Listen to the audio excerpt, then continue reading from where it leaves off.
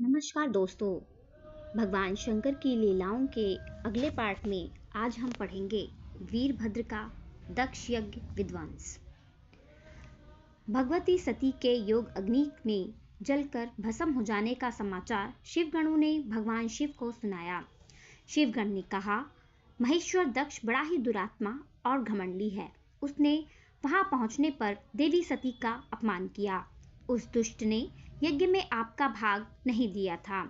प्रभु, यज्ञ में आपका भाग न देखकर सती देवी अत्यंत क्रोधित हुईं और पिता दक्ष की निंदा करते हुए उन्होंने योग अग्नि द्वारा अपने शरीर को जलाकर भस्म कर डाला।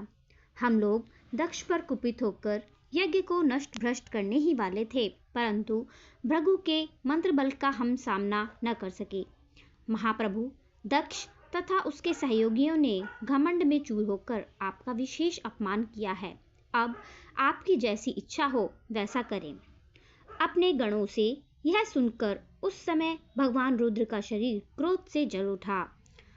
लोक संहारकारी रुद्र ने अपने सर से एक जटा उखाड़ी और उससे रोषपूर्वक पृथ्वी पर पटक दिया। उस जटा के 2 टुकड़े हो गए और महाभयंकर शब्द हुआ। जटा के एक भाग से महाबली वीरभद्र प्रकट हुए। वह देखने में प्रलय अग्नि के समान जान पड़ते थे। उनका शरीर बहुत ऊंचा था तथा उनकी 1000 भुजाएं थीं। जटा के एक भाग से महाकाली प्रकट हुई, जो अत्यंत विकराल दिखाई पड़ती थीं। वीरभद्र ने भगवान शिव को प्रणाम करके कहा, महारुद्र, मुझे शीघ्र आज्ञा दीजिए। इस समय मुझे कौन सा कार्य करना होगा? आपकी कृपा से मैं एक ही क्षण में सारे समुद्र को सुखा सकता हूँ तथा संपूर्ण पर्वतों को पीस सकता हूँ।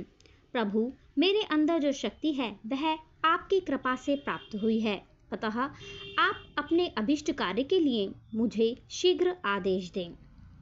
भगवान शंकर ने कहा, वीरभद्र, ब्रह्मा जी का पुत्र दक्ष बड़ा दुष्ट हो गया है। उस मूर्ख को बहुत घमंड हो गया है।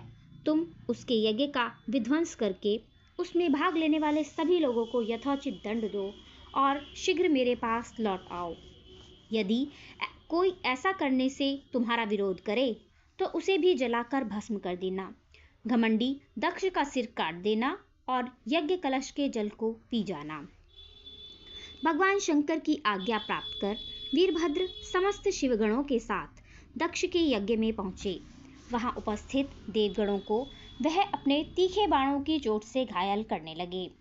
बाणों की चोट खाकर समस्त देवता इधर उधर 10 दिशाओं में भाग चले तथा वीरभद्र शिवगणों के साथ यज्ञशाला में गए। उनका रौद्र रूप देखकर समस्त ऋषि अत्यंत भयभीत हो गए। उन्होंने मुनियों तथा देवताओं का अंग भंग कर दिया। प्रतापी वीरभद्र ने प्रभु को उठाकर पटक दिया तथा उनकी दाढ़ी मूछ उखाड़ फेंकी। उन्होंने पूषा के दांत उखाड़ दिए, क्योंकि जब दक्ष महादेव जी को गालियां दे रहे थे उस समय पूषा के दांत दिखाकर ही हंस रहे थे। नंदी ने भृग को रोषपूर्वक पृथ्वी पर पटक दिया तथा उनकी आंखें फोड़ दीं, क्योंकि जब दक्ष शिवजी को श्राप दे रहे थे उस समय भाग उन आंखों से संकट से उनका समर्थन कर रहे थे। वहां उपस्थित स्वधा और स्वाधा आदि देवियों की भी भारी दुर्दशा रुद्रगणों ने की। दक्ष भीतर छुप गए। वीरभद्र उनको बाहर घसीट कर ले आए तथा उनके मस्तक पर उन्होंने तलवार का प्रहार किया।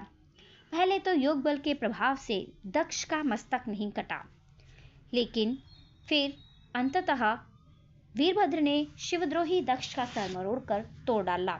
यज्ञ के कुंड में प्रज्वलित अग्नि में उसे जला दिया। इस प्रकार यज्ञ को नष्ट भ्रष्ट करके शिवगणों के साथ वीरभद्र कैलाश वापस लौट आए।